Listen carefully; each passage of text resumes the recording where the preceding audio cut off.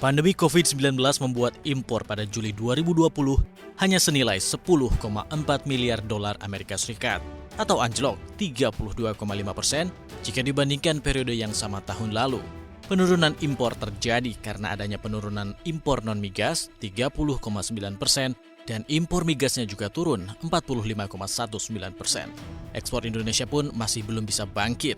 Di Juli 2020, ekspor RI hanya 13,7 miliar dolar AS atau turun 9,9% jika dibandingkan periode yang sama tahun lalu.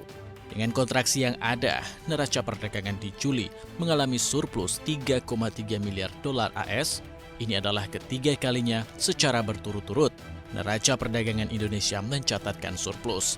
Surplus pada Juli juga menjadi yang tertinggi dalam 9 tahun terakhir. Sementara itu, untuk neraca perdagangan Indonesia periode Januari hingga Juli 2020 tercatat surplus 8,75 miliar dolar Amerika Serikat.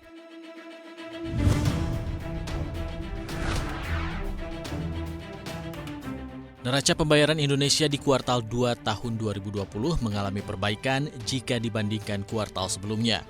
Neraca pembayaran Indonesia di triwulan kedua surplus 9,2 miliar dolar AS, jauh membaik dibandingkan kuartal sebelumnya yang defisit 8,5 miliar dolar AS. Membaiknya kinerja neraca pembayaran Indonesia terdorong menurunnya defisit transaksi berjalan serta besarnya surplus transaksi modal dan finansial. Pada kuartal 2 tahun 2020, defisit transaksi berjalan semakin tipis menjadi 2,9 miliar dolar AS atau 1,2% dari produk domestik bruto. Sementara itu, posisi cadangan devisa di akhir Juni juga meningkat menjadi 131,7 miliar dolar AS atau setara dengan pembiayaan 8,1 bulan impor dan utang luar negeri pemerintah tak berada di atas standar kecukupan internasional.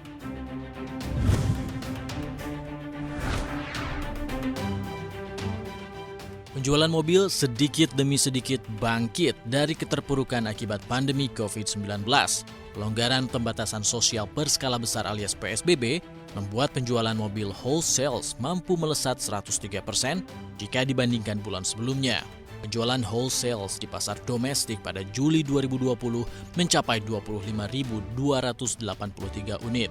Meski begitu, jumlah tersebut masih lebih rendah, hampir 72% dibandingkan bulan yang sama pada tahun sebelumnya. Secara total, penjualan wholesale pasar domestik di periode Januari hingga Juli 2020 sebanyak 286.215 unit. Sepanjang Juli 2020, seluruh pabrikan sudah kembali berproduksi, kecuali di FSK.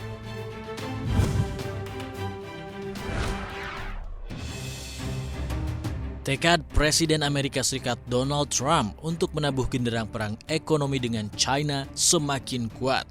Trump kini menawarkan kredit pajak untuk membujuk perusahaan AS untuk memindahkan pabriknya keluar dari negeri tirai bambu itu. Trump juga mengancam akan mencabut kontrak pemerintah ke perusahaan yang terus melakukan outsourcing pekerjaan ke China.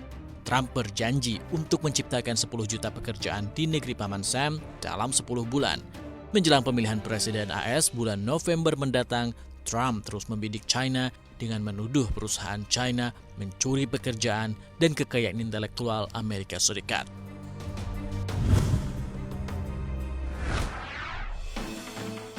Pandemi virus corona yang menjangkiti lebih dari 22 juta jiwa di seluruh dunia menggerogoti bisnis Boeing.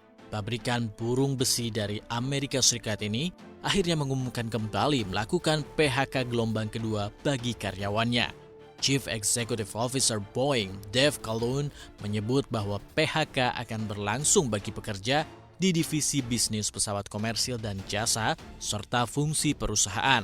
Ini adalah untuk kedua kalinya perusahaan mengumumkan PHK karyawan di tahun 2020. April lalu, Boeing telah mengatakan akan mengurangi hingga sekitar 10% dari 160.000 tenaga kerjanya.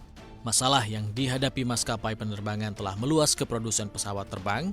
Asosiasi Industri Dirgantara memperkirakan lebih dari 200.000 pekerjaan di sektor kedirgantaraan berisiko terpangkas akibat corona.